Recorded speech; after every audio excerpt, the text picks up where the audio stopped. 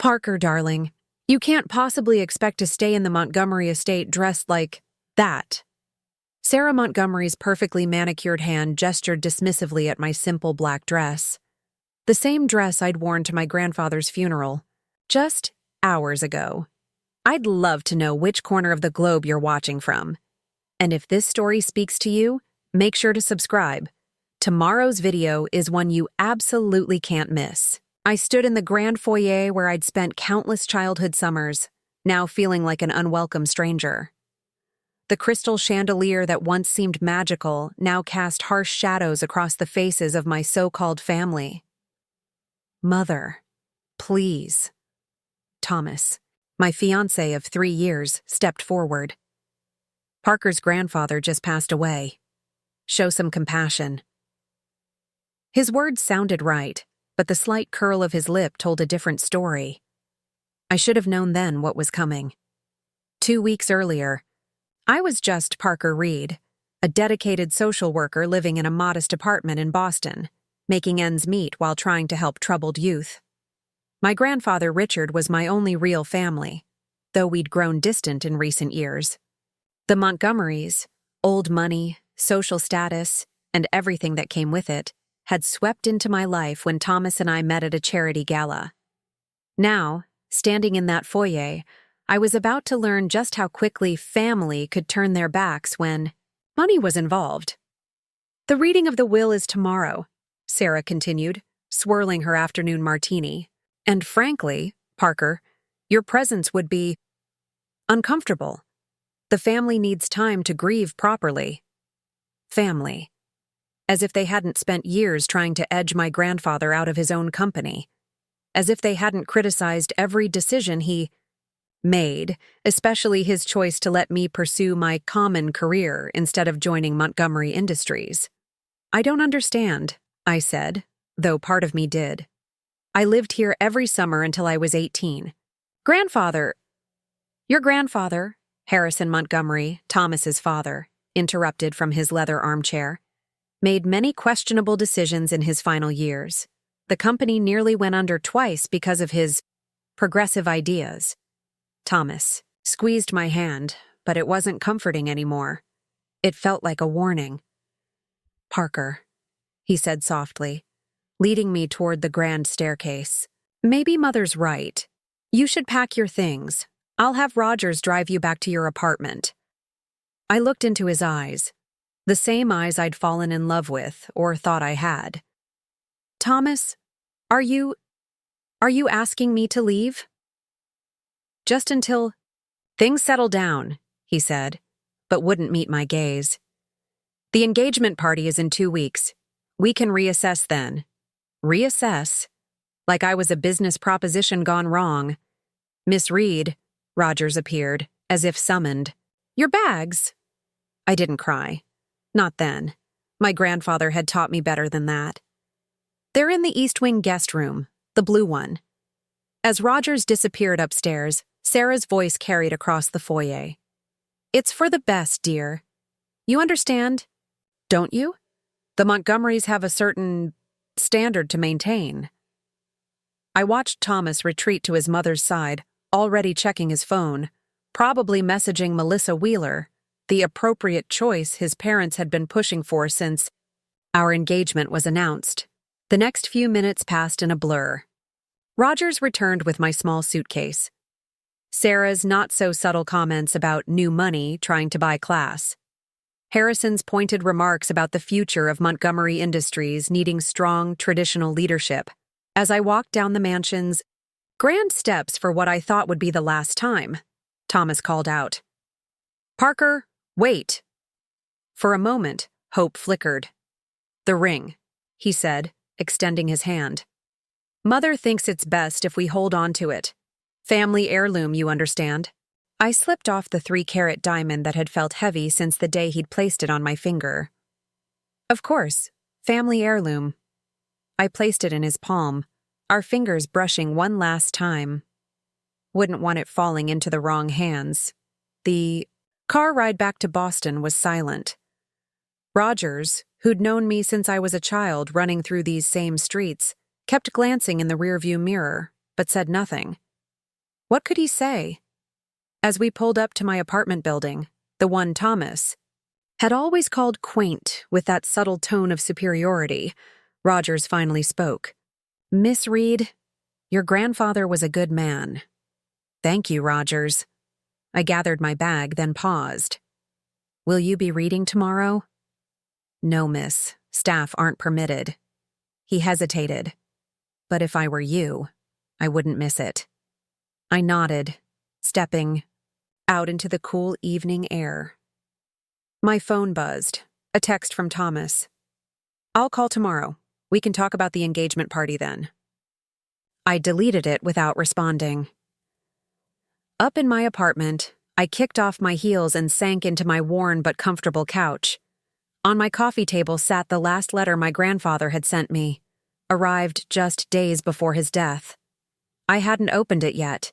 Too busy with work, with Thomas's family demands, with everything else that now seemed so meaningless. With trembling fingers, I broke the seal.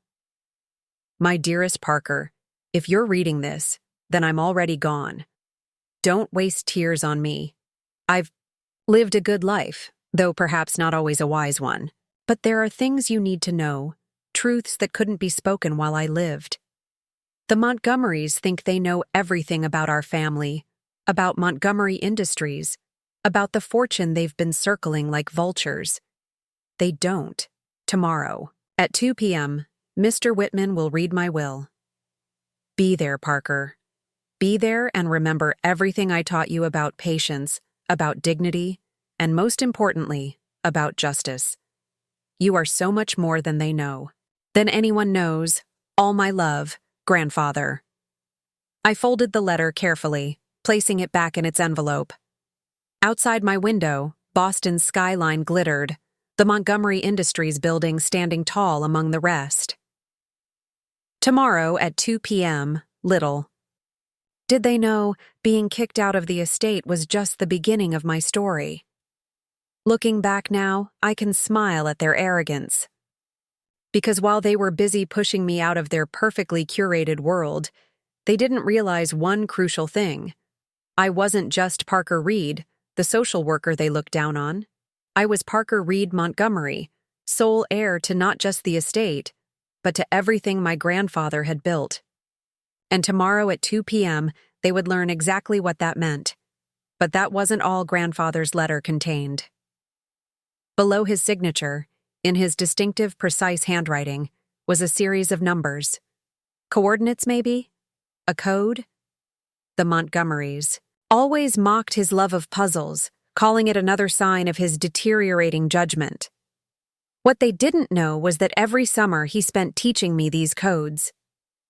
While they were busy with their social galas and charity events, Grandfather and I would sit in his study, solving riddles and creating our own secret languages.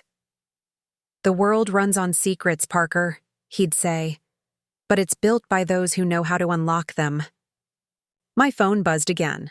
Another text, this time from Claire Wheeler, Melissa's sister and Thomas's self-appointed social media manager. "So sorry about the engagement, but honestly, what did you expect?" Attached was a photo from some yacht party last summer, Thomas and Melissa looking cozy by the railing. The timestamp showed it was taken 2 days after he'd proposed to me. I should have felt hurt.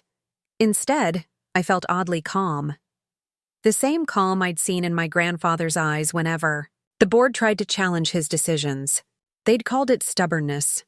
Now I recognized it for what it was: certainty. A knock at my door startled me.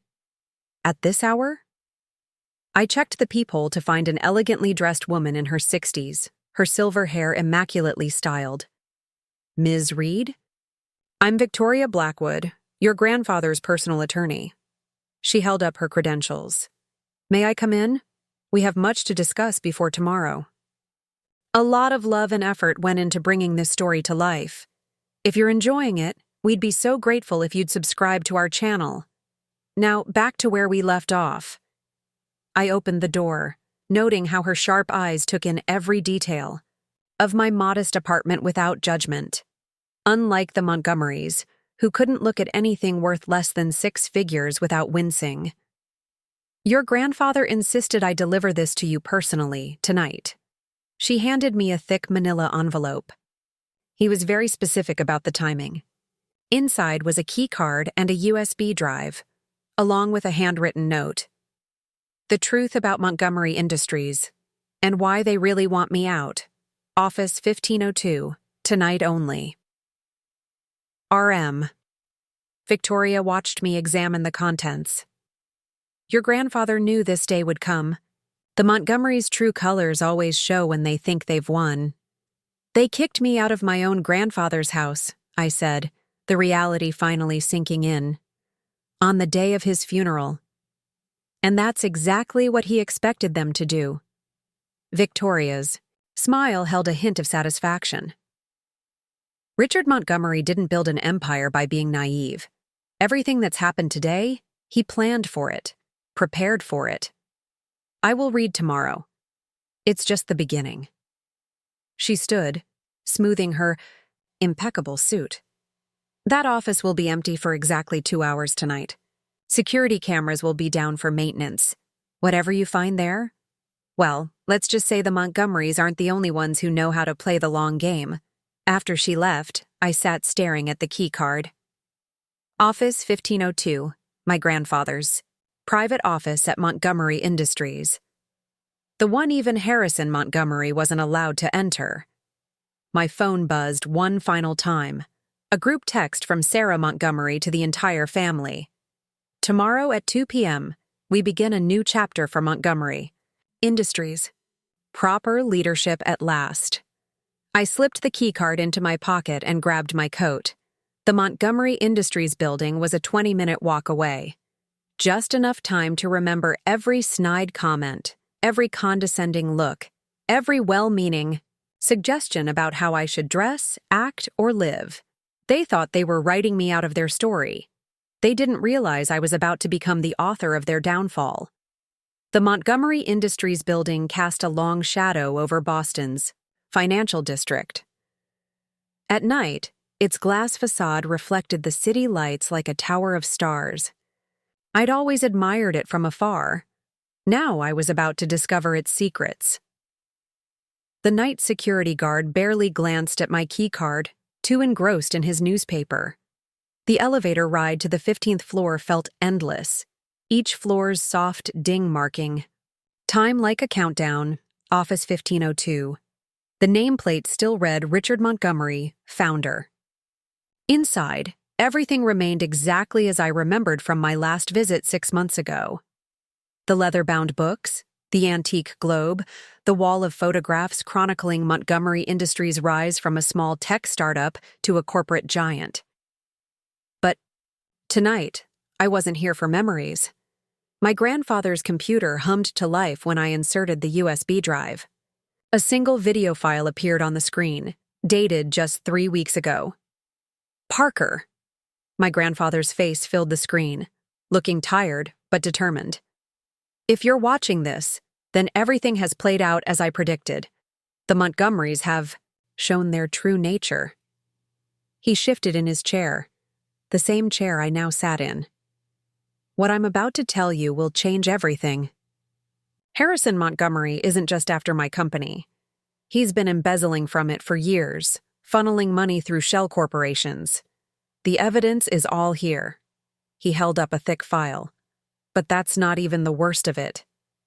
A series of documents flashed across the screen. Financial reports, emails, offshore account statements. They've been selling our military contract technology to foreign competitors. Harrison, Thomas, all of them. They're not just greedy, they're traitors. My hands trembled as I downloaded the files. Thomas? Had he known? Had our entire relationship been part of their scheme? But I've prepared for this, Grandfather continued. Montgomery Industries isn't just a company, Parker. It's a legacy. Your legacy. Everything I've built, it was always meant for you. The screen went dark, then lit up with a new document. My eyes widened as I read, Project Phoenix, Co-Contingency Transfer Protocol.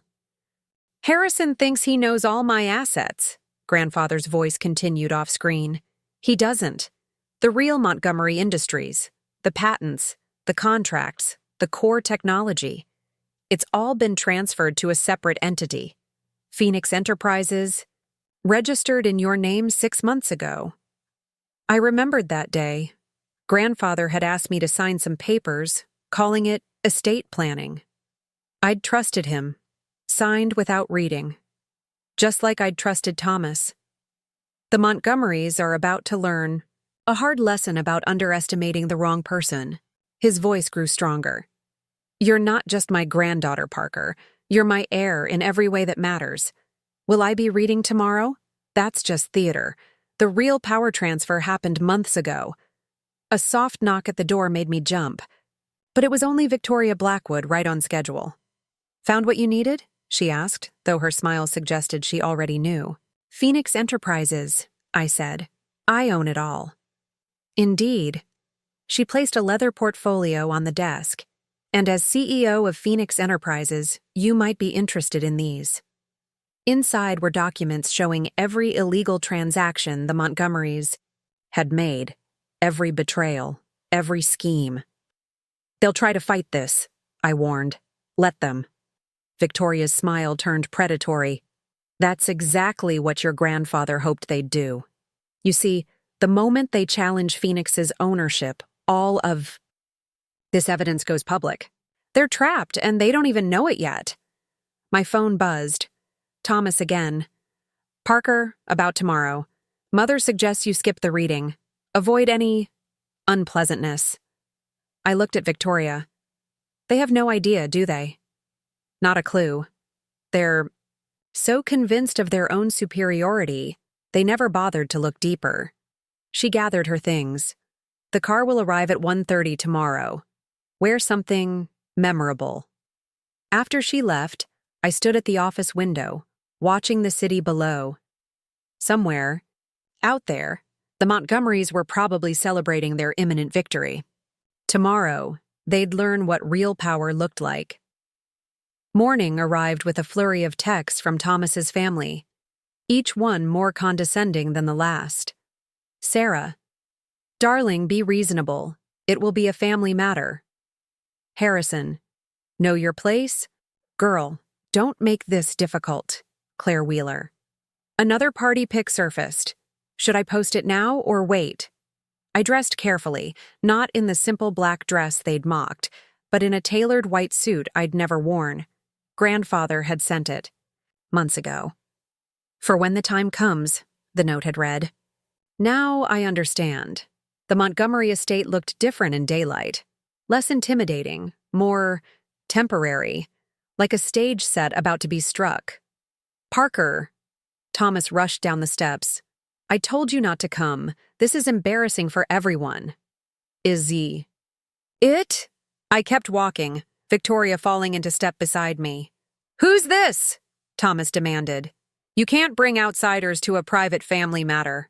Victoria Blackwood, CEO of Phoenix Enterprises. She introduced herself, watching his face. I believe you've been trying to reach our acquisitions department? Thomas paled. Phoenix Enterprises, the mysterious company that had been blocking Montgomery Industries deals for months. The one his father couldn't identify. Inside, the family had assembled in the grand library. Sarah nearly dropped her morning cocktail when she saw me. What is she doing here? Thomas, handle this! Mrs. Montgomery, Victoria spoke before Thomas. Could. As Miss Reed's legal counsel, I advise against any attempts to exclude her from these proceedings. Legal counsel? Harrison thundered. This is preposterous. Security. That won't be necessary. Mr. Whitman, the estate lawyer, entered, with his assistants. Miss Reed is, in fact, essential to these proceedings. The next few minutes were a blur of legal terms as Mr. Whitman began the formal reading. I barely heard him. Instead, I watched the Montgomerys' faces, memorizing their expressions of smug certainty. And finally, Mr. Whitman adjusted his glasses. To my granddaughter, Parker Reed, I leave this letter, to be read aloud now. Harrison started to protest, but Mr. Whitman had already begun reading. My dearest family, You're all here because you think you know what's coming. Harrison, you've spent years plotting to take my company. Sarah, you've got the estate redecorators on speed dial. And Thomas, you never did understand that some things can't be bought. But today you learn what real legacy means. Parker isn't just my granddaughter. She's been CEO of Phoenix Enterprises for 6 months. Everything you thought you were going to inherit, she already owns it. The companies you've been trying to acquire, she controls them. The future you thought you could steal, it was never yours to take. To those who showed kindness, the staff, the loyal employees, Parker will take care of you. To the rest, consider this your severance notice. Game over. Sincerely, Richard Montgomery. The chaos that erupted was almost beautiful. Sarah fainted dramatically onto a priceless ottoman. Harrison's face turned purple as he lunged for the papers in Mr. Whitman's hands. And Thomas? Thomas just stood there, finally seeing me for the first time. Parker, he whispered. We can fix this. We're engaged, remember? What's mine is yours. No, Thomas. I removed a small velvet box from my suit pocket. His grandmother's ring, the one they'd forced me to return. What's mine was never yours to take. Victoria stepped forward, tablet in hand. Now, about those illegal technology sales to foreign entities. Harrison's attorney, James Preston, stepped forward with a sneer. This is absurd. You can't possibly expect us to believe that Richard would hand over a multi-billion-dollar corporation to a social worker. Actually, Victoria produced another document. Miss Reed has an MBA from Harvard Business School, completed through their evening program while working full-time. Another detail you overlooked while judging her choice of career. The revelation hit Thomas like a physical blow. All those evenings I'd said I was working late at the youth center. I'd been in class, preparing for exactly this moment. The engagement ring had arrived the same week I graduated. Now I wondered if that timing had been intentional on his part. The board will never accept this, Harrison sputtered. We'll challenge it in court. By all means, I gestured to Victoria, who began, distributing tablets to each board member present. While you're at it, explain these offshore accounts to them. I'm sure they'd love to hear about the Miller defense contract diversion. The board members' faces changed as they scrolled through the evidence. Jeffrey Miller, head of the defense contractor division, looked ready to faint. Harrison, what have you done? It's a trick, Sarah jumped in, her social grace cracking. Parker's trying to destroy this family out of spite. Thomas, tell them. But Thomas was staring at his own tablet, at emails between him and Melissa Wheeler, discussing their investment strategy, selling company secrets while playing the devoted fiancé. The Pentagon would be very interested in these documents, Victoria noted casually. Unless, of course, we can reach an agreement about a peaceful transition of power. You planned this, Thomas finally spoke, looking at me with new eyes. All of it. The modest apartment, the social work job. No, Thomas. I chose that life because it mattered to me. Because, unlike you, I understand that wealth isn't just about stock portfolios and summer homes. I turned to address the board. Montgomery Industries was founded on innovation and integrity. My grandfather built this company to make a difference, not to line offshore accounts. Rogers appeared at the door. Dear, loyal Rogers who'd watched me grow up. Miss Reed, the press is assembled in the main hall, as requested. Harrison lunged. Ford, you can't do this, you'll what? I cut him off. Reveal that you've been stealing from your own company? That you sold military secrets for profit? Or perhaps you'd like to explain to the shareholders why Montgomery Industries' stock will plummet the moment these documents go public. The fight drained from him as the reality of his situation sank in. Decades of carefully constructed power, gone in an instant. The choice is simple, Victoria stated. Resign quietly, all of you. Sign the transfer agreements. In return, we don't press charges. You keep your personal assets. Though I'd check those offshore accounts soon, they seemed to be experiencing some technical difficulties. Sarah collapsed into a chair, her perfect composure shattered. Everything we built— You built nothing, I corrected her. You just took credit for other people's work. That ends today. The next hour passed in a blur of signatures and legal documents. One by one, the Montgomerys surrendered their positions, their access, their illusions of control.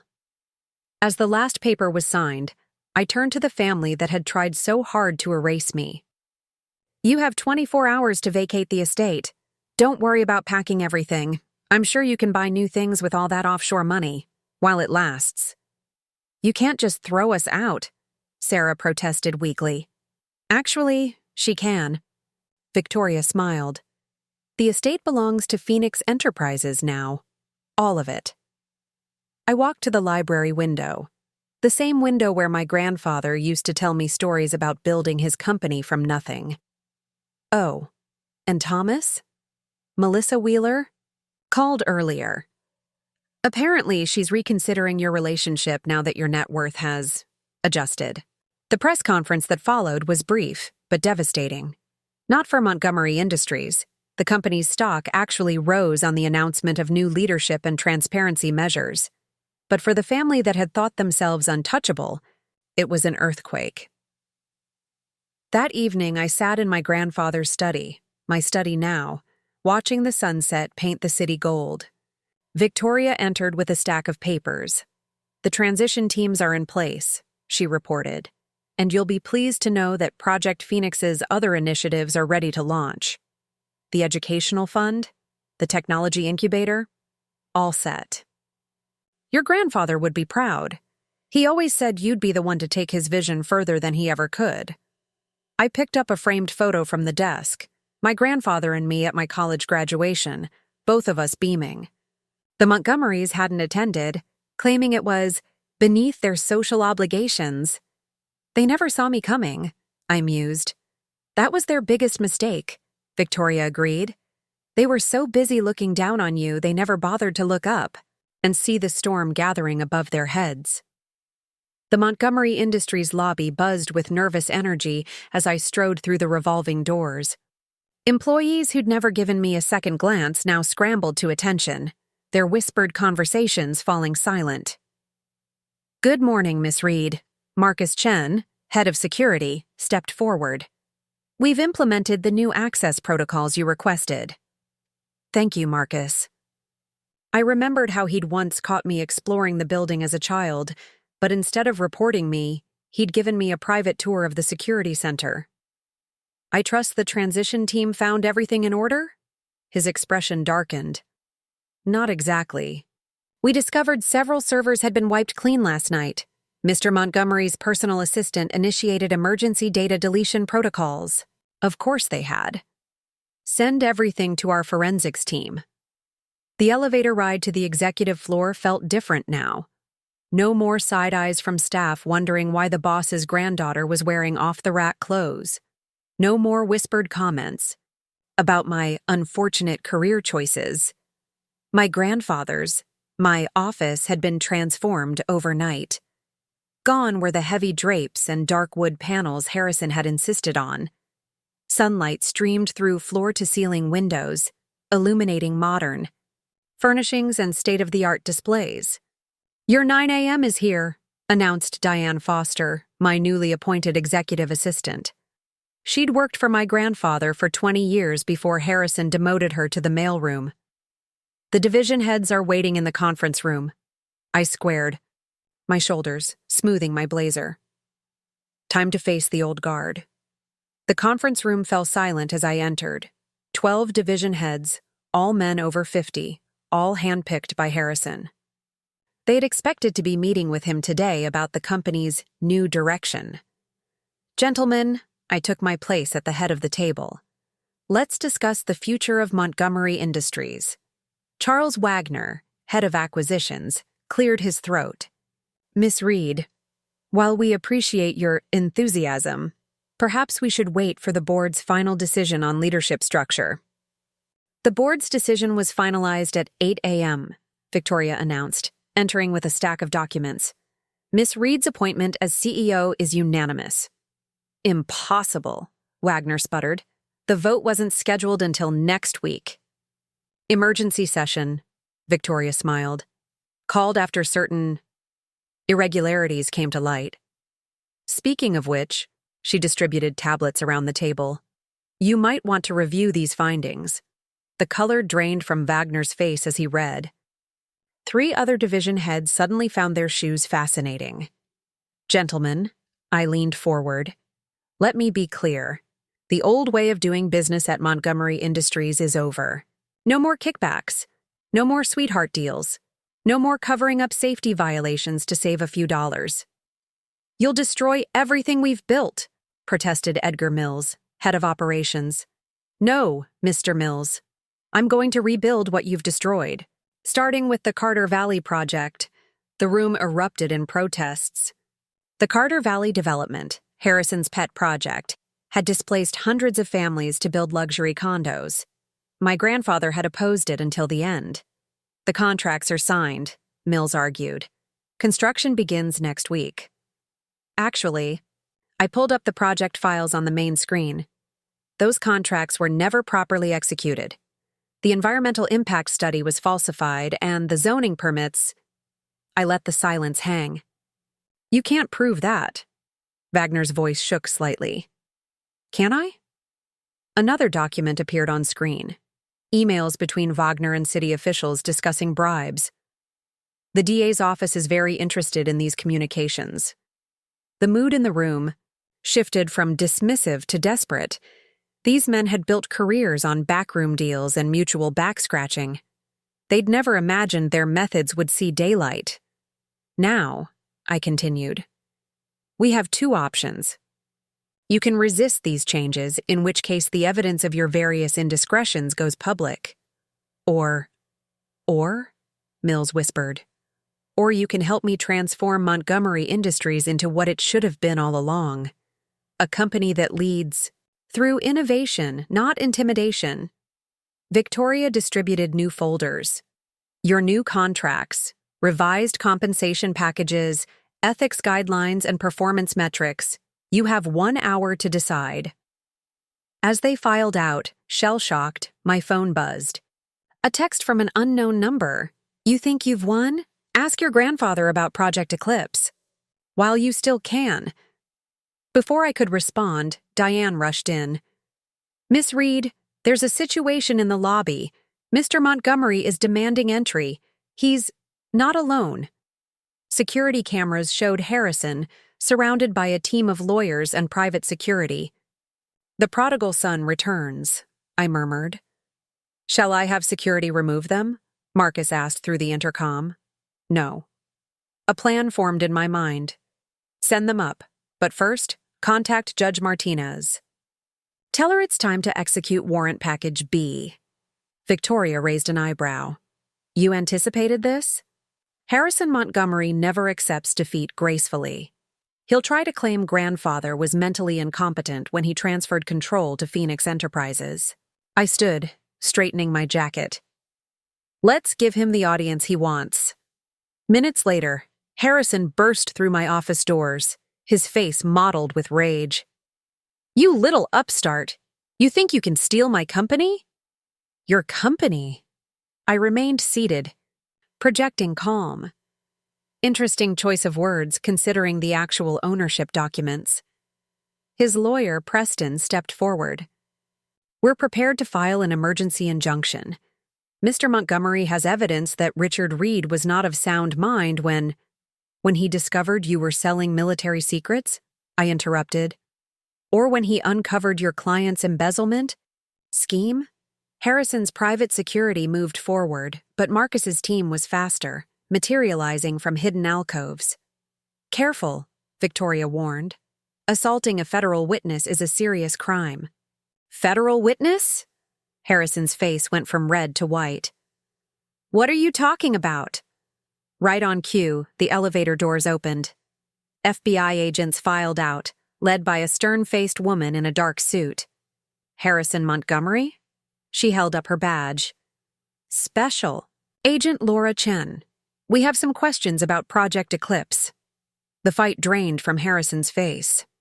Project Eclipse, the coded name for his deepest secret, the one even Thomas didn't know about.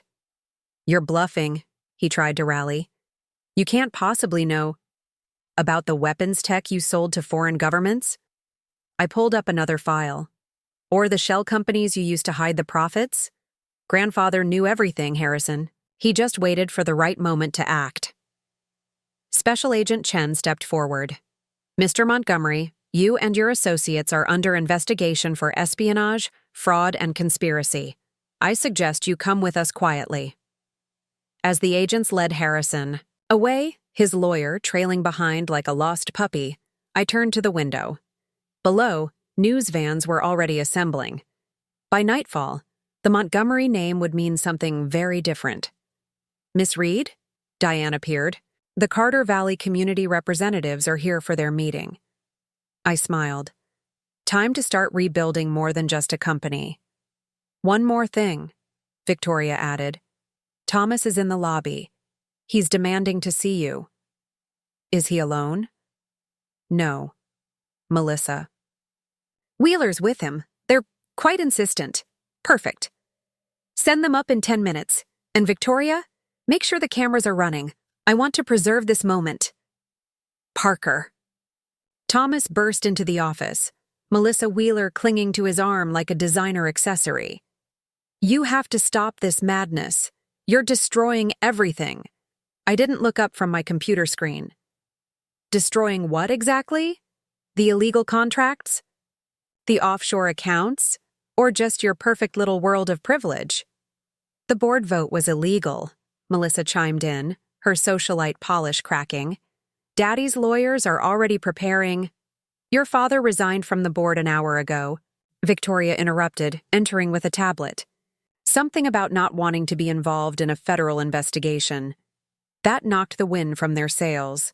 Maxwell Wheeler, Melissa's father, had built his reputation on playing both sides of every corporate conflict. If he was jumping ship, the Wheeler family has always supported Montgomery Industries.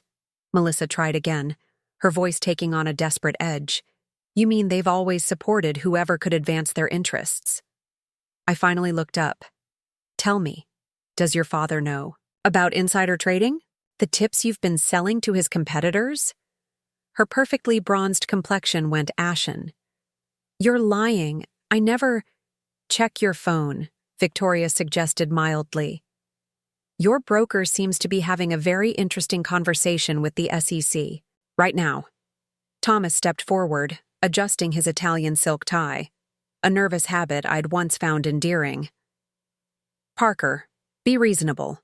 Whatever my father did, whatever mistakes were made, we can work this out. We're still family. Family? I stood slowly. Like when your mother had security escort me out during my grandfather's funeral? Or when you demanded your ring back because I wasn't appropriate anymore? That was different. I was under pressure. No, Thomas, you were exactly who you've always been. I just refused to see it. I pressed a button on my desk. Speaking of seeing things clearly, the office's glass walls turned opaque, then transformed into display screens. Security footage began playing. Dozens of clips showing Thomas and Melissa at various hotels, restaurants, private clubs. All dated during our engagement. I especially like this one, I noted as a particular clip played. The day after you proposed. You told me you were at a business meeting in Chicago.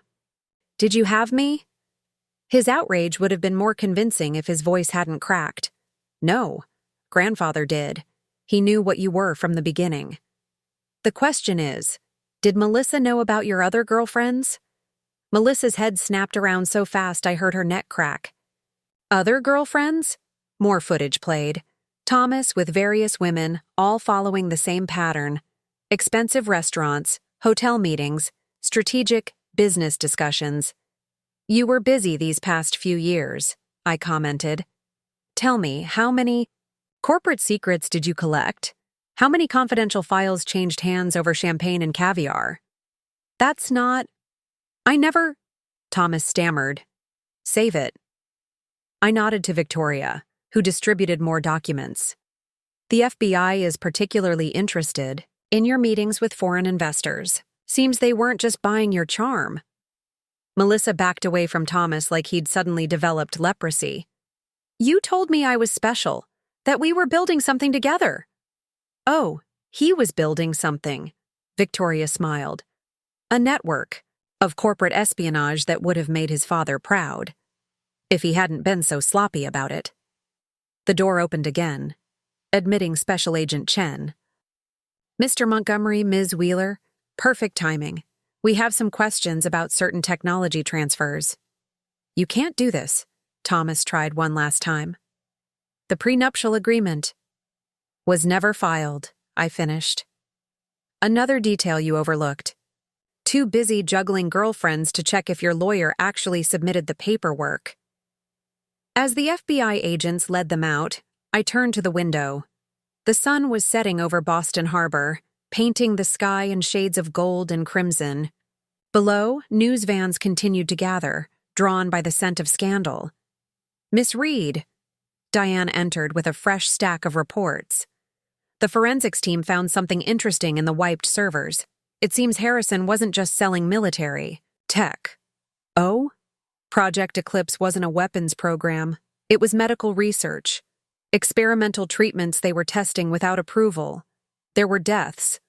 My blood ran cold. This was worse than we'd imagined.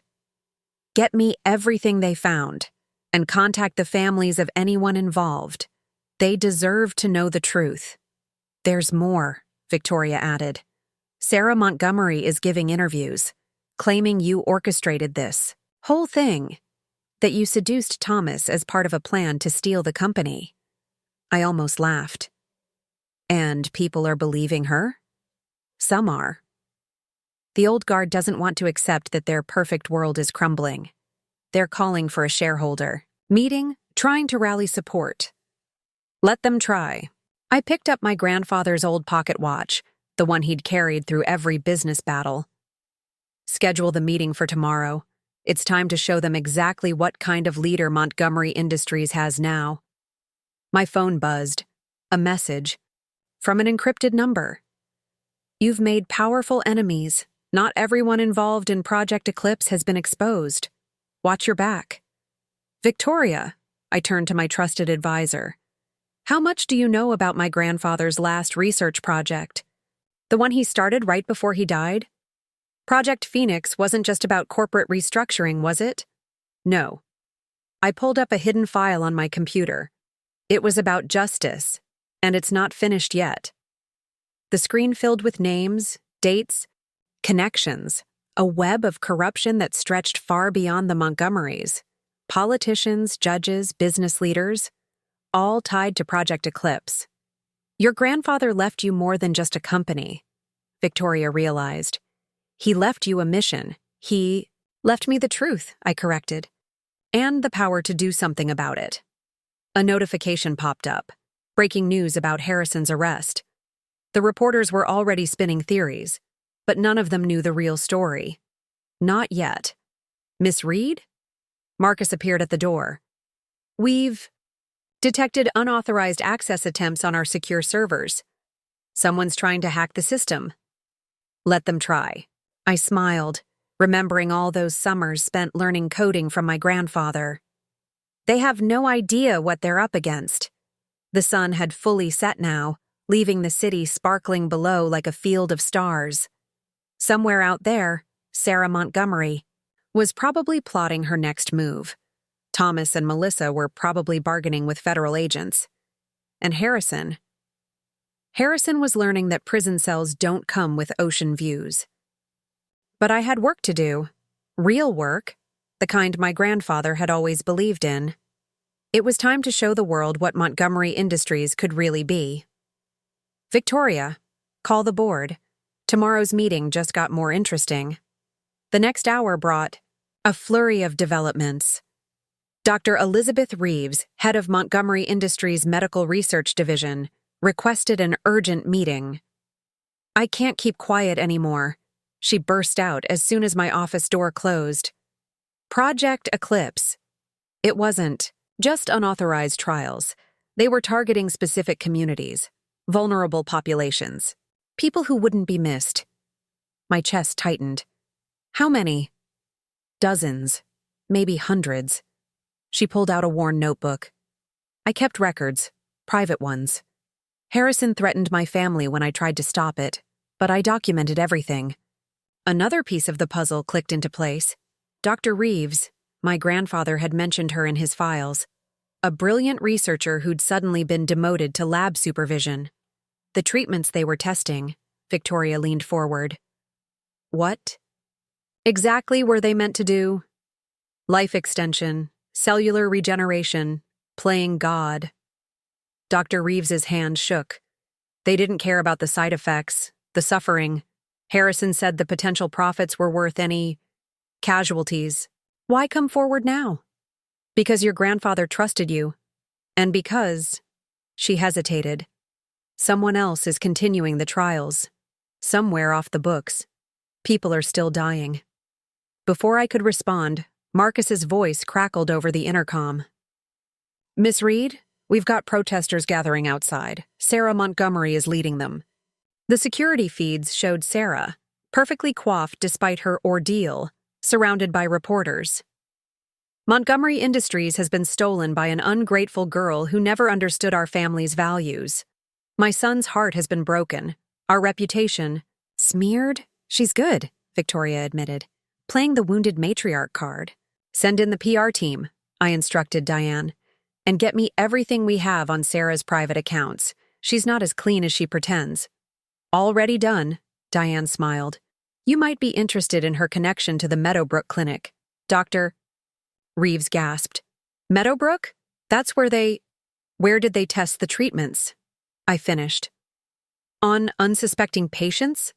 The doctor nodded, face pale. My phone buzzed again, another encrypted message. The clinic records aren't all destroyed. Proof exists, but others are searching too. A plan began forming. Victoria, how quickly can we get a court order to seize Meadowbrook's files? Judge Martinez is still on standby. Give me 10 minutes. Make it 5. And get me Daniel Hayes from The Boston Globe. It's time this story had a wider audience.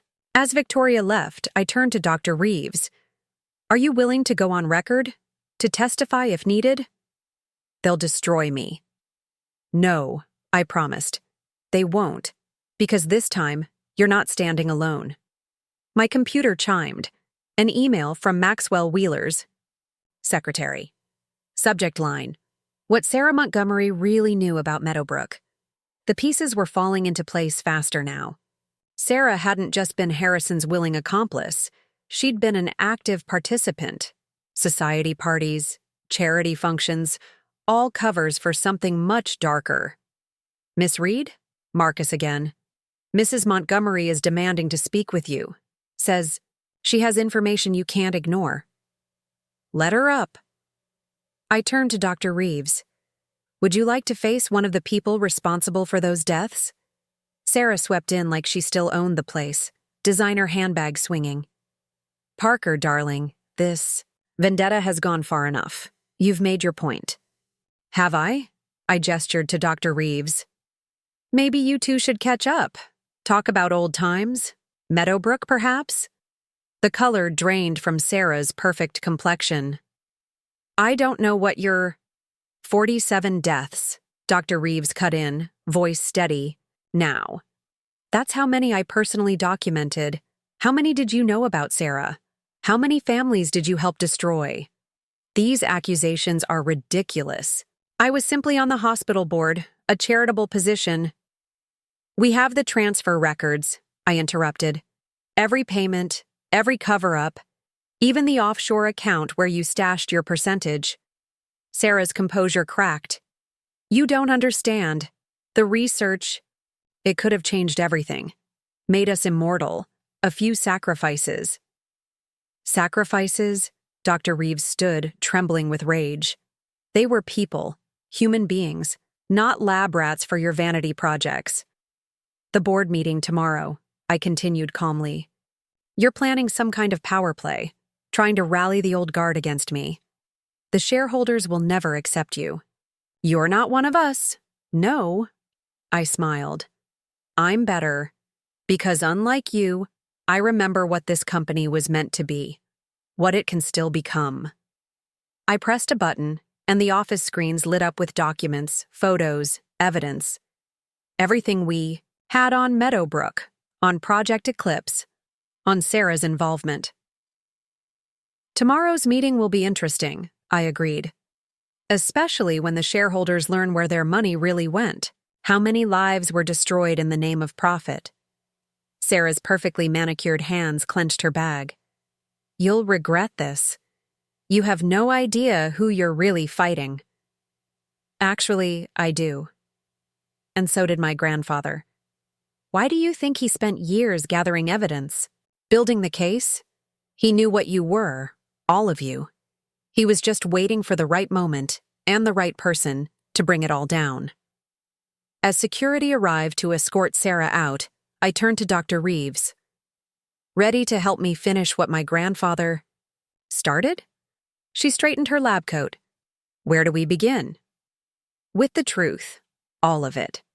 The city lights twinkled below, a reminder of all the lives touched by Montgomery Industries, for better or worse. Tomorrow would bring new battles, new revelations, new chances to right old wrongs. But tonight we had work to do. Dawn broke over Boston as I reviewed the final preparations for the shareholder meeting. The Montgomery Industries boardroom had been transformed overnight. New security systems, biometric scanners, and most importantly, a full digital archive of every document we'd uncovered. The shareholders are beginning to arrive, Diane announced. And there's something else. A woman claiming to be Catherine Montgomery is in the lobby. I froze. Catherine Montgomery, Thomas's sister, who'd vanished from public life 5 years ago after a very public breakdown. The family claimed she was recovering at a private facility in Switzerland. She says she has information about Project Eclipse. Says she was one of their first test subjects. The pieces clicked into place. Not Switzerland, Meadowbrook. Her own family had used her as a guinea pig. Bring her up. Quietly. Catherine Montgomery bore little resemblance to the socialite in old photos. Gone were the designer clothes and perfect makeup, replaced by simple jeans and a haunted expression. You look like him, she said softly. Your grandfather, he tried to help me, you know, before they sent you to Meadowbrook? She nodded, hands trembling slightly. They said it was for anxiety, depression. But the treatments, they were experimenting on us, changing us. Some patients didn't survive the procedures. Victoria entered with a tablet. Miss Montgomery, would you be willing to make a statement? We have federal agents standing by. That's why I came. Catherine straightened, a flash of her old strength showing through. I kept records, proof. The nurses, some of them helped me document everything. A commotion outside drew our attention. Through the glass walls, we could see Sarah Montgomery arguing with security. She can't be here. Sarah's voice carried even through soundproof glass. Catherine is unstable, delusional. Actually, Special Agent Chen stepped out of the elevator. She's our star witness. Mrs. Montgomery, I believe we have some matters to discuss before the meeting. As agents led Sarah away, her perfectly maintained facade finally cracked. You ungrateful little brat. After everything we did for you, everything you did? Catherine's voice cut through her mother's hysterics. Like using your own daughter as a test subject? The boardroom fell silent. Shareholders who'd been milling about froze, phones raised to capture the drama. Security footage from Meadowbrook, Victoria murmured, sliding a tablet toward me. Including Sarah's weekly visits to oversee the treatments personally. My stomach turned as I watched. No wonder Catherine had disappeared. They'd nearly killed her in their quest for the perfect anti-aging treatment. Miss Reed? Marcus's voice crackled over the intercom. Maxwell Wheeler is requesting entrance. Says he has information about Project Eclipse's overseas operations. The dominoes were falling faster now. Wheeler, facing federal investigation, was ready to turn on his former allies. The meeting starts in 30 minutes, Victoria reminded me. How do you want to play this? I studied the gathering crowd of shareholders, board members, and press. They'd come expecting corporate theater. Instead, they were about to witness the unveiling of a decades-long criminal conspiracy. Let them all in, I decided. It's time everyone learned the truth about the Montgomery legacy. Catherine touched my arm. There's something else you should know. About Thomas. He wasn't just gathering corporate secrets. He was recruiting test subjects. Young women who trusted him, who thought they were getting experimental beauty treatments. My blood ran cold. The string of girlfriends, the hotel meetings. It hadn't just been about corporate espionage. Miss Reed? Diane appeared with a fresh stack of documents. The forensics team found something in Harrison's private server. Videos. Of the treatments. He recorded everything. Get it to the FBI. I couldn't bear to watch more victims suffer. And contact our legal team. I want a victims' compensation fund established immediately. The boardroom began filling with shareholders, their expressions ranging from curious to hostile. Many had been loyal to Harrison for decades, benefiting from his corrupt practices. Maxwell Wheeler entered last, looking nothing like the polished CEO who'd hosted yacht parties and charity galas. Parker? He nodded stiffly. I have something you need to see. He placed a worn leather journal on the table. Richard's personal notes about Project Eclipse. He gave them to me for safekeeping, made me swear I'd only hand them over if things went wrong. And now? Now I'm choosing the right side. Finally. He glanced at Catherine. I'm sorry. For all of it. The clock struck 9. Time for the meeting to begin. I took my grandfather's place at the head of the table, feeling the weight of his legacy, the real legacy, not the corrupted version the Montgomerys had created. Ladies and gentlemen, I began, you're here because you believe in Montgomery Industries. Some of you have invested millions, built careers, staked reputations on this company's success. Heads nodded around the table. But success built on suffering isn't success at all. It's just another form of failure. The screens around the room lit up, displaying evidence of decades of corruption, medical records, financial transfers, test results written in blood. Project Eclipse wasn't about advancing medical science. It was about profit at any cost.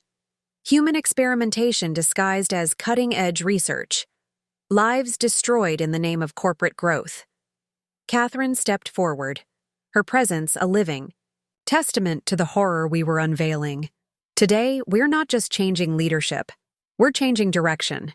Every cent of illegal profit will be returned. Every victim compensated. Every perpetrator was brought to justice. You'll destroy shareholder value? Someone protested. No, I corrected. I'm saving this company's soul. And if you look at these quarterly projections, new figures appeared. On screen, you'll see that ethical business can be profitable business. Victoria distributed comprehensive reports, details of new research initiatives, sustainable development projects, community reinvestment plans. The choice is simple, I continued. You can sell your shares now, walk away from what we're building, or you can be part of Montgomery Industries' redemption. Your call. The room erupted in questions, demands, arguments. But beneath the chaos, I could see understanding dawning in some faces. The realization that change wasn't just necessary, it was inevitable. My phone buzzed one final time. You're not alone in this fight. Others are watching, ready to help. Signal when you need us. The message was signed with a single letter. P, for Phoenix. As the shareholder meeting progressed, a junior analyst burst into the room clutching a laptop. Miss Reed, you need to see this. We've uncovered a network of shell companies, not just in the Cayman Islands, dozens of jurisdictions. The money trail, it leads to places we never expected. The data scrolling across his screen told a story more sinister than mere corporate greed.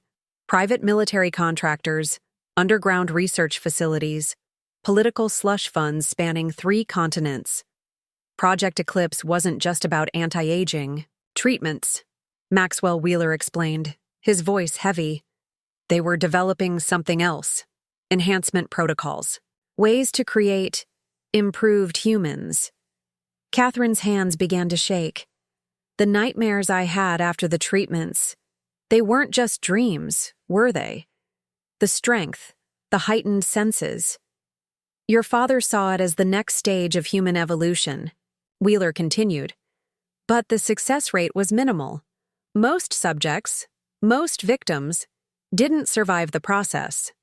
A silver-haired board member stood up. This is preposterous. You expect us to believe— Actually, Dr. Reeves interrupted, entering, with a thick medical file, we have proof, tissue samples, genetic markers, evidence of cellular manipulation beyond anything currently known to medical science. The screens displayed laboratory data, chemical formulas, genetic sequences. The board member sank back into his chair, face ashen. Your grandfather discovered the truth 6 months ago, Wheeler revealed. That's when he accelerated Project Phoenix, not just as a corporate restructuring, but as a complete dismantling of Harrison's underground empire. Victoria's tablet chimed. Speaking of Harrison, he's asking to make a deal. Says he has names. People higher up the chain. Higher up? A chill ran down my spine. Who could be— The lights went out. Emergency generators kicked in immediately. But something was wrong. The digital displays flickered with strange symbols. Then went dark. We're being hacked, Marcus announced through the intercom. Someone's trying to access the secure servers. Let them, I smiled, remembering the trap. My grandfather had prepared for exactly this moment. Activate Protocol Omega. The screens burst back to life, but now they showed something different. A reverse trace, revealing the attacker's own systems. Names, locations, bank accounts, everything they thought was hidden. My God, Wheeler whispered. Senators, military, officials, corporate leaders across 3 continents. The real power behind Project Eclipse? Victoria nodded. They thought they could silence us by killing our data. Instead, they just exposed themselves, I finished. Marcus, send everything to the FBI. All of it. Catherine approached the window, staring at the city below. They'll come after you now. The same way they came after me when I first discovered the truth. Let them try. I joined her at the window. Your father's empire wasn't built on business acumen. It was built on blackmail, threats, the power to expose inconvenient truths about powerful people. And now you control that power, Wheeler realized. No. I turned to face the room. Now we use that power to expose all of it. Every crime, every cover-up, every life is destroyed in the name of profit and progress. The shareholders shifted uncomfortably. They'd come expecting a standard corporate power struggle. Instead, they were witnessing the unveiling of a global conspiracy. Miss Reed, Diane entered with a secure phone. The Attorney General is on line 1, and there's a situation in the lobby. Protesters. Hundreds of them. The security feed showed crowds gathering outside, but these weren't Sarah's hired agitators. These were Meadowbrook survivors, families of victims, people demanding justice. Let them in, I decided. All of them. It's time they saw their tormentors face to face. As security began coordinating the controlled entry of protesters, my private phone buzzed. A message from the mysterious P. Phase 1 complete. Ready to begin Phase 2. The world is watching. I looked at Catherine, seeing the strength returning to her stance. At Dr. Reeves, clutching decades of hidden evidence. At Wheeler, choosing redemption over profit. Ladies and gentlemen, I addressed the shell-shocked shareholders. You have a choice to make. Not just about stocks and profits, but about justice, about legacy, about what kind of world we want to build. The doors opened, admitting the first wave of protesters. Their faces told stories no quarterly report could capture, stories of loss, pain, and now perhaps hope. Montgomery Industries was founded to make a difference, I continued. Today we honor that mission, not by hiding the truth, but by bringing it into the light. The room erupted in chaos, questions, accusations, revelations. But beneath it all, I could feel the tide turning. The moment when truth becomes unstoppable. Miss Reed? Marcus's voice cracked over the intercom. There's something else. We found his contingency files, your grandfather's personal logs. He knew this day would come. He was preparing for it all along. The final piece clicked into place. Every lesson he'd taught me. Every summer I spent learning codes and ciphers. Every seemingly random piece of knowledge. He'd been training me not just to run a company, but to dismantle an empire of corruption. The world was about to change, and we were just getting started. The aftermath of the shareholder meeting sent shockwaves through Boston's financial district. News helicopters circled the Montgomery Industries building while social media exploded with leaked documents and testimonies. The press is demanding statements, Diane reported, juggling multiple phones. CNN, Fox Business, Bloomberg, they're all running special reports. But I was focused on something else, a hidden safe in my grandfather's office, revealed by the building's original blueprints. Inside lay a single leather journal, its pages filled with his meticulous handwriting. The truth about Catherine wasn't the end, I read aloud. Project Eclipse had another phase, Operation Ascendant, Victoria. And Dr. Reeves exchanged alarmed looks. Ascendant? That was classified beyond top secret. I only heard rumors.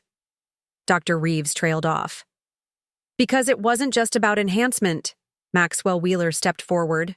It was about control. The treatments. They made subjects susceptible to suggestion. Programmable. Catherine rapped, her arms around herself. The nightmares, the lost time, the strange commands I felt compelled to follow. They were creating sleeper agents, Wheeler confirmed. Perfectly placed in corporations, governments, military installations. My blood ran cold as I continued reading. Harrison didn't just run the program, he was its first success story. The perfect corporate warrior, engineered to pursue profit at any cost. His own humanity was deliberately suppressed. That's why he never showed remorse, Catherine whispered. Why could he treat his own daughter like a lab rat? They'd literally stripped away his capacity for empathy. The journal's final pages revealed an even darker truth. The enhancement process was irreversible, but temporary. Subjects required regular treatments to maintain their altered state. Without them, total neural collapse, Dr. Reeves finished. That's why they kept such careful records of dosing schedules. Miss everything they built would crumble. A notification popped up on my secure terminal. Facial recognition hits from airports nationwide. They're running, Victoria observed. Board members, research staff, everyone connected to Ascendant is trying to flee the country. Let them run. I activated a sequence of commands. Every private airfield, every port, every border crossing.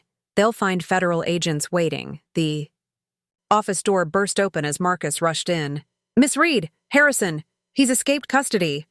Security footage showed the chaos. Federal agents down. Harrison Montgomery moving with impossible speed and strength. His last treatment wearing off, driving him into a desperate frenzy. He'll come here, Catherine said with certainty. For the treatment protocols. The formulas. Everything he needs to maintain control. Good. I met her eyes. Because it's time he learned what real control looks like.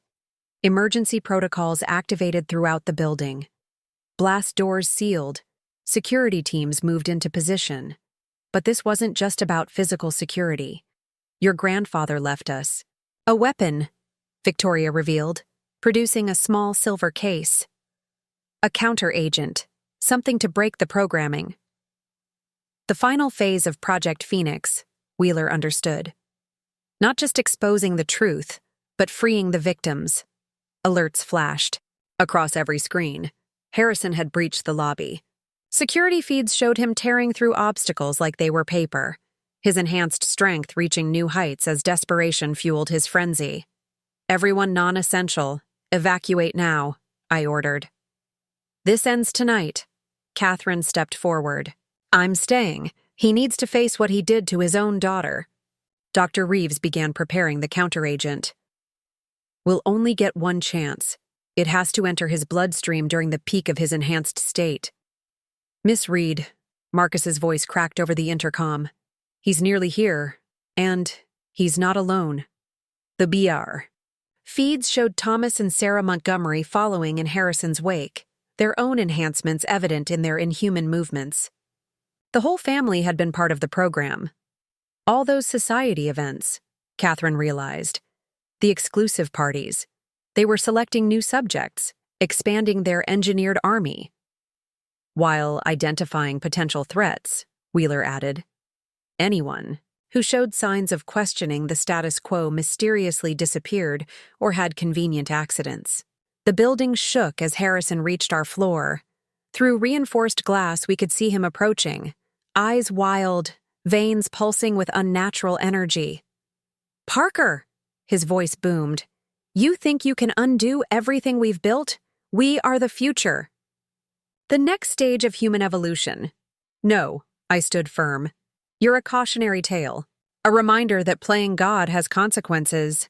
He laughed, the sound chilling in its emptiness. Your grandfather understood. That's why he tried to stop us. But even he couldn't resist progress forever. Progress? Catherine stepped into view. Is that what you call destroying your own daughter? For a moment, something flickered in Harrison's eyes. A ghost of humanity fighting through the programming. The treatments made you strong, I continued, watching monitors tracking his vital signs. But strength without conscience isn't evolution, it's regression. Thomas and Sarah reached the floor, their own enhancements visible in their unnaturally fluid movements. But something was wrong. Their coordination was failing, muscles spasming. The formula is breaking down, Dr. Reeves observed. Without proper dosing, the enhancement process becomes unstable. Harrison's face contorted as he processed this information.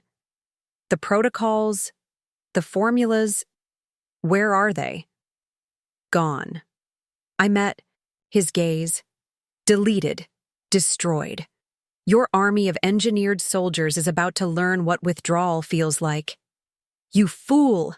He lunged forward, his strength shattering the first layer of security glass. Without the treatments, they'll die. No. Dr. Reeves stepped forward. They won't. Because we found something your team missed. A way to reverse the process.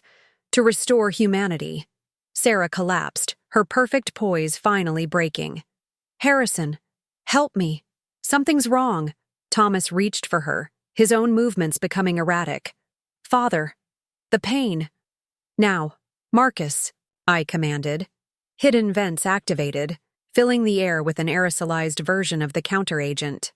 Harrison roared in defiance, but it was too late. The effect was immediate. All three Montgomerys dropped to their knees, years of chemical conditioning beginning to unravel.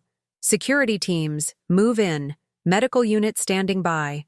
I watched as professionals swarmed the scene, stabilizing the family that had once cast me out. It's over, Catherine breathed, tears streaming down her face. It's finally over.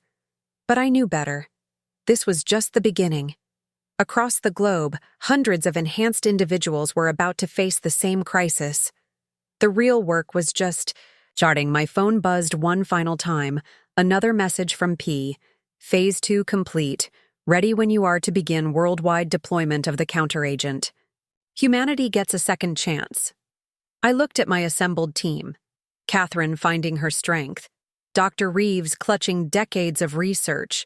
Wheeler choosing redemption. Victoria standing guard over the truth. The Montgomerys had tried to create a new human race. Instead, they'd helped us rediscover what humanity really meant. The medical teams worked through the night stabilizing the Montgomerys and other enhanced individuals who'd begun flooding emergency rooms across the city. Each case revealed new horrors about Project Eclipse's reach. We've identified 37 corporate executives showing signs of enhancement, Agent Chen reported, reviewing data on her tablet. CEOs, CFOs, board members, all programmed to prioritize profit over human life. The pattern spans industries, Victoria added. Pharmaceutical companies blocking affordable medications, oil companies hiding environmental disasters, defense contractors promote endless conflicts. Dr. Reeves studied brain scans from the affected executives. The enhancement process targeted specific neural pathways.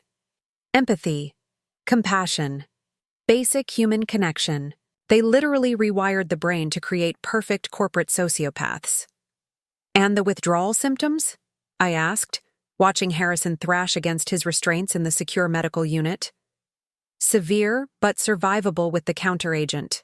They'll recover their humanity, but the memories, she hesitated. They'll remember everything they did while enhanced, every decision, every victim. Catherine touched the observation window separating us from her father. Maybe that's the real punishment, living with the truth of what they became. A junior analyst rushed in with fresh intel. Miss Reed, we've uncovered something in the Project Eclipse files.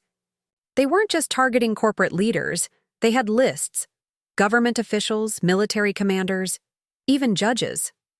A complete societal rewiring, Wheeler understood. Creating a world where profit matters more than people. My grandfather's journal held more revelations. The final pages detailed a global network of secret facilities, each producing the enhancement formula under different code names. These shipping manifests, Victoria studied the data, they match movements of a synthetic compound we tracked to research facilities in 12 countries. The enhancement program went international, Agent Chen confirmed. We're coordinating with Interpol now. Raids are being planned worldwide. A message flashed across my secure terminal. Incoming priority call from Singapore. One of our subsidiary offices, but something felt wrong about the timing. Trace that call, I instructed Marcus. Full spectrum analysis. The results confirmed my suspicion. The signal was bouncing through Singapore, but its true origin was a supposedly abandoned Montgomery Industries facility in the Nevada desert. It's a trap, Catherine realized. They're trying to locate the counteragent formula. Let them try. I activated a hidden protocol in the company's cybersecurity system. My grandfather left us more than just chemical compounds. He created a digital fortress. The attempted hack triggered an autonomous defense system, not just blocking the intrusion, but following it back to its source. Files began flooding our servers. More evidence, more names, more conspirators revealed. Miss Reed, Diane entered with urgency. There's a situation developing at Meadowbrook. The patients, the ones still undergoing treatment. Security feeds showed chaos at the clinic. Enhanced individuals in the midst of withdrawal, their superhuman strength making them nearly impossible to contain. Deploy medical teams with the counteragent, I ordered, and get me a secure line to the governor. We need the National Guard for containment. There's something else. Dr. Reeves looked up from her analysis. The enhancement formula, it's evolving, mutating within the hosts. Those who've had the most treatments are developing new capabilities. The feeds from Meadowbrook showed what she meant. Enhanced subjects demonstrating abilities far beyond the original parameters. Impossible speed, strength that could bend steel, accelerated healing. They're not just enhanced anymore. Wheeler watched in horror. They're becoming something else, entirely. How many? I demanded. Worldwide? Victoria consulted her data. Based on treatment records, potentially thousands, all reaching critical mutation thresholds within the next 48 hours. Catherine gripped the edge of a desk. The nightmares I had, the changes I felt coming, this is what they were planning all along. Not just controlled humans, but a new species, I finished. One that would make normal humans obsolete.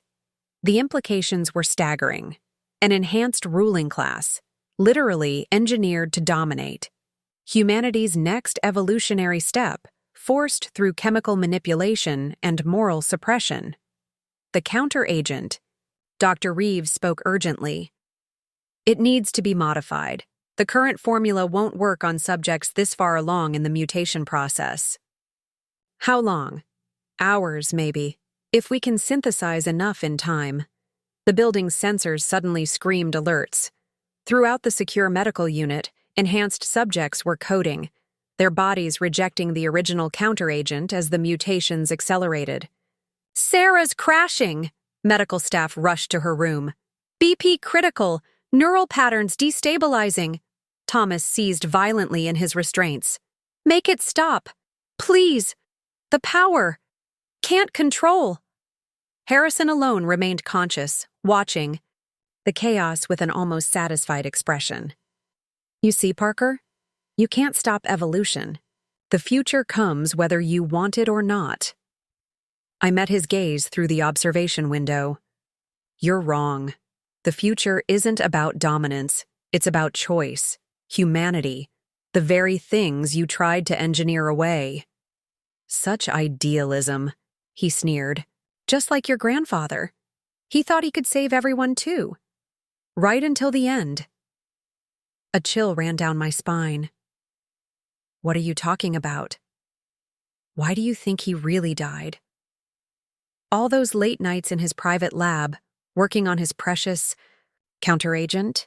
Accidents happen when you play with such dangerous compounds. Catherine's hand flew to her mouth. You murdered him?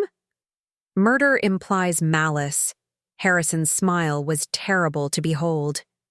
This was evolution in action, survival of the fittest. He was an obstacle to progress. Before anyone could react, alarms blared throughout the building. Unauthorized access in Sublevel 3, Marcus reported. Someone's breached the secure labs. The formula, Dr. Reeves gasped. The original enhancement compound. It's still down there, in Richard's private lab. Along with everything he was working on, Wheeler added, including the perfected counteragent, I finished. The one that could stop the mutations permanently. Harrison's smile widened. Tick-tock, Parker. Time to choose. Save these poor souls here, or prevent a new batch of enhancement formula from hitting the streets. Your grandfather faced the same choice. He chose wrong. I looked at my team, each of them waiting for direction. The medical staff are fighting to save lives, at the enhanced subjects struggling against their own mutations. The future of humanity hung in the balance, and this time, I had to choose right. The choice before me wasn't really a choice at all. My grandfather had taught me that true leadership means finding another way. Victoria, coordinated with the National Guard, locked down Meadowbrook completely. No one in or out. I turned to Dr. Reeves. How fast can you synthesize more counteragent? With the current formula? An hour. But it won't be strong enough for the mutations. Then we do both. Catherine, you and Wheeler evacuate the medical floor. Get everyone stable enough to move to secure facilities. I met Marcus's eyes through the security feed. Sublevel 3 is about to have visitors. Harrison's laughter echoed through the observation room. Just like your grandfather, always trying to save everyone. His noble intentions got him killed. No, I turned to face him. His noble intentions saved humanity. He just didn't live to see it through. The private elevator to Sublevel 3 required 3 separate biometric scans. As we descended, Victoria pulled up the lab's blueprints on her tablet. The intruders breached through an old maintenance tunnel. They're headed for the vault, where your grandfather kept his most sensitive research. How many? Thermal imaging shows 6. Enhanced, based on their body temperatures. More of Harrison's soldiers, Dr. Reeves guessed. Probably his most advanced subjects. The elevator doors opened to chaos. Alarms blaring, emergency lights casting red shadows through smoke-filled corridors. The enhanced intruders had already breached 2 security checkpoints. They're not just after the formula, I realized, studying their movement pattern. They're following a specific protocol, looking for something else. The kill switch, Dr. Reeves breathed. Your grandfather, he found a way to not just reverse the enhancements, but to prevent them from ever working again. On anyone. A permanent solution. Not just treating symptoms, but curing the disease at its source. Marcus's voice crackled through our earpieces. Miss Reed, the intruders, they're not just enhanced.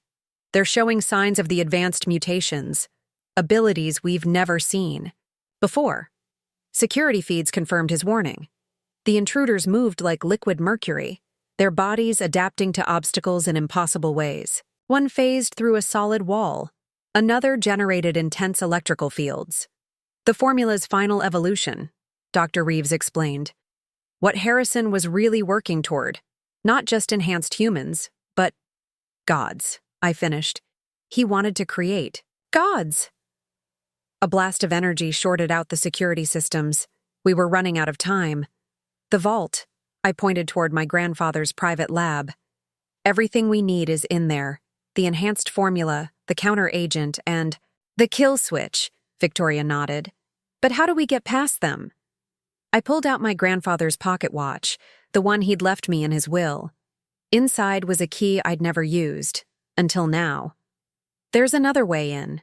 A path only 2 people knew about. The hidden door opened silently, revealing a narrow passage behind the lab's main walls.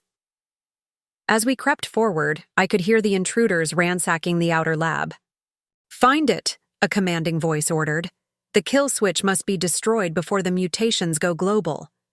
Through gaps in the wall panels, I could see them clearly now. 6 figures in tactical gear, their bodies rippling with unnatural power. Leading them was a face I recognized, Admiral James Sterling, head of the military's Black Research Division. Your father promised us gods, he snarled at Thomas, who stood trembling in a corner. Instead, he gave us monsters. Mutations we can't control. And now your sister? Half-sister, Thomas corrected automatically, then screamed as one of the enhanced soldiers grabbed him. I told you everything I know! The kill switch, the formulas, they're all in the vault. Then open it. I can't! Only Parker has the access. Codes now? Parker or your father, Sterling finished, which is why he's being so cooperative upstairs. Amazing what people will do when their mutations start breaking down. We'd reached the vault's hidden entrance. Beyond it lay everything we needed, and everything they wanted to destroy. Dr. Reeves, I whispered, how fast can you synthesize? The kill switch compound once we're inside? Minutes. The equipment's all pre-calibrated. Your grandfather left it ready. A crash from the main lab made us freeze. Found something, one of the enhanced soldiers called. Hidden compartment. Looks like research notes. The original formula, Dr. Reeves recognized the documents they were examining. If they get that into mass production, I'd seen enough. Victoria, signals Catherine. Execute Protocol Omega. Throughout the building, hidden systems activated. In the medical unit, Harrison Montgomery's vital signs suddenly spiked as targeted electromagnetic pulses disrupted his enhanced cellular structure. What's happening to me? His panicked voice carried through our earpieces. The power. It's biocontainment fields, I explained to my team. Designed specifically to disrupt enhanced cellular activity, my grandfather's last gift. Sterling and his soldiers staggered as the fields reached sub-level 3. Their mutations, already unstable, began to fluctuate wildly. Now, I triggered the vault's hidden entrance. Dr. Reeves, start synthesis. Victoria, secure the original formula. I'll handle the kill switch. The next few minutes were a blur of activity. Alarms still blaring, enhanced soldiers trying to breach the vault's main door while we worked to save humanity from its own hubris. Synthesis complete, Dr. Reeves announced. But we need a delivery system, something that can reach all the enhanced subjects simultaneously. Use the building's ventilation, Victoria suggested, like with the counteragent. Bigger, I corrected. We need global reach. I pulled up my grandfather's final protocol on the vault's secure terminal. We use their own distribution network. Understanding dawned. The same system they use to spread the enhancement formula becomes the cure. Sterling's voice boomed through the walls. You can't stop evolution, Parker. The future belongs to the enhanced. No, I activated the final sequence. The future belongs to humanity, all of humanity. Across the globe, hidden facilities received new commands. Distribution systems designed to create gods were repurposed to restore human dignity. The vault's main door finally breached. Sterling and his soldiers poured in, their bodies warping with uncontrolled power. Too late, Dr. Reeves announced. Distribution initiated. We watched on monitors as the kill switch compound reached enhanced subjects worldwide. In our medical unit, Harrison and Sarah Montgomery convulsed as their mutations broke down permanently. Sterling lunged for the controls, but his enhanced strength was already fading. Do you realize what you've done? The power you're destroying? Power without conscience isn't power at all, I quoted my grandfather. It's just another form of weakness. Within hours, reports flooded in from around the world. Enhanced subjects returning to normal. Mutations breaking down, humanity stepping back from the brink of forced evolution. In the aftermath, as federal agents led Sterling and his team away, I found Catherine standing in our grandfather's office. It's really over, she said softly. All of it. Not everything, I corrected. We still have work to do, people to help, a company to rebuild. The right way this time. Thomas, detained but stable, watched through security glass as his family's empire transformed. Sarah, finally free of enhancement, broke down crying as memories of her actions returned. Harrison alone remained silent, staring at nothing as his dreams of engineered godhood crumbled. What happens to them now? Catherine asked. They face justice, Victoria answered. But they also get help, real help. Not chemical manipulation. My phone buzzed one final time, the mysterious P with a last message. Phase 3 ready when you are. The real work begins. I looked at my team. Catherine finding her strength, Dr. Reeves pursuing ethical research, Wheeler choosing redemption, Victoria guarding truth, Marcus protecting what matters. The Montgomerys had kicked me out for being broke. Not knowing I'd inherited something far more valuable than money, I'd inherited my purpose. Ready? Victoria asked as reporters gathered outside. I touched my grandfather's pocket watch, feeling its steady tick. Time to write the next chapter. Ready. Looking for more? We've got 2 amazing stories ready for you right on screen. If this one touched you, these are absolutely worth your time. Click to watch them now. And hey, subscribe and hit that bell to never miss our latest uploads.